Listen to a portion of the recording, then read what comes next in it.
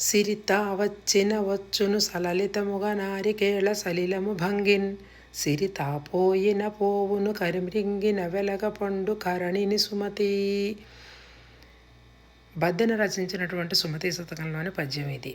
దీని అర్థం ఏంటంటే, సంపద వచ్చినప్పుడు ఎలా వస్తుందట మన దగ్గరికి మనకు తెలియదు. రావడం ఎలా వస్తుంది? కొబ్బరికాయలో నీళ్లు ఎలా అయితే ఉంటాయో ఎవరు పోయకుండానే భగవంతుడి సృష్టి అది.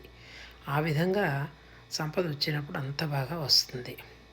ఇక సంపద పోయినప్పుడు ఎలా పోతుంది అని అంటే, ఒక వెలగపండు లోపల గుజ్జు అంతటినీ కూడా ఒక పురుగు ప్రవేశించి మొత్తం అంతా నల్లగా తినేస్తుంది. కానీ బయటకు పండు పెంకు చూస్తే అస్సలు మనకి పండు పాడైనట్టే కనిపించదు. మనకు తెలియదు అసలు పండు లోపల పాడైంది అని.